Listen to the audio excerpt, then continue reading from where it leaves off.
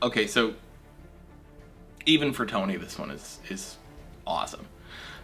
We managed to land a shoot, and he'll explain the details of how we landed it, but we basically got a Catwoman cosplayer coming in, as well as he's known as Brampton Batman. If you're from Toronto, you've probably heard of him, and he's a guy from Brampton that dresses up like Batman. And we're doing a shoot with the two of them, and if you're a big fan of DC Comics, you know, it ties in with the summer event that they're doing. But Tony will explain the details on why we're doing it and all that. But yeah, I'm sitting here waiting for Batman to show up, which is something I never expected to have to say relating to my job. So you may be asking, how does someone end up shooting the wedding of Batman and Catwoman? Funny story. My friend Daryl, who I have known for a long time, who has owned a few comic book stores and worked at many comic book stores, and has been my comic book buddy for maybe a decade, if not more, calls me up because he always has a harebrained scheme. And he tells me, he goes, July 4th of this year, the big summer event that's happening in the DC universe is that Batman and Catwoman are getting married. And the issue is coming out July 4th. So at Gotham Central Comics, they want to stage the wedding. So we ran into his friend April, who's dressed as Catwoman, and they ran into Brampton Batman, who people in the area know him. He is the Dark Knight. They're gonna have the wedding, presided by the Joker, I believe, at the store. And the invite has gone out to all the cosplayers in the GTA and area, and everyone's gonna come in, and it's gonna be full of cosplayers attending the wedding of Selena Kyle and Bruce Wayne.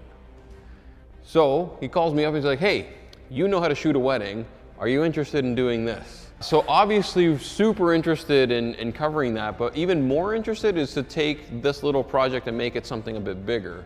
And so tonight in the studio we have Batman and Catwoman coming in, and we're going to create a portrait in the vein of like an industrial version of like a romance novel, is as best as I can explain it, is what's in my head right now.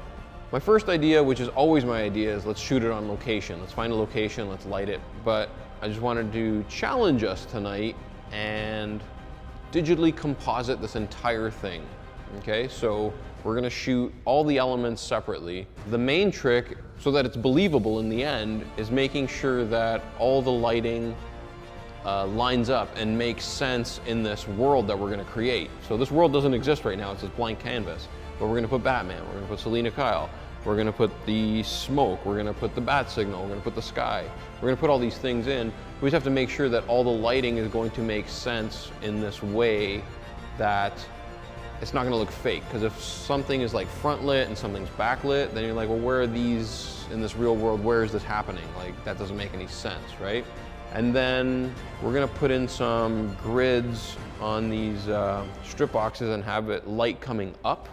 So as if they were really high, and the light and glow of the city and the traffic is sort of coming up this way. Maybe we'll put some gels on there too. And we're also gonna need probably some light just like over their shoulders, coming from like, you know, street lights and stuff like that, but also to separate them from the background that will be the sky, so that they have a little pop.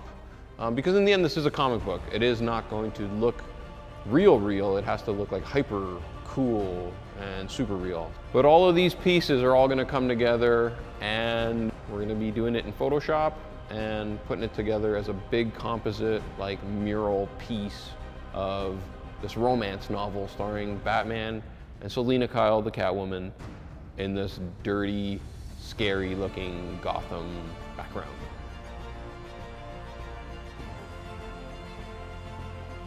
Okay, so even for us, that was a weird shoot. At least the part where we did the like the setup shot.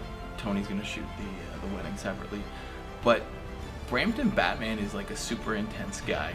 Tony doesn't mention it, but he doesn't actually tell you what his name is. Like if you ask him kind of out of character, like, oh, like what's your name? He says the Dark Knight. And it's the most surreal thing in the world to just have a guy in full Batman armor just walk into your workplace and hang out and then walk out.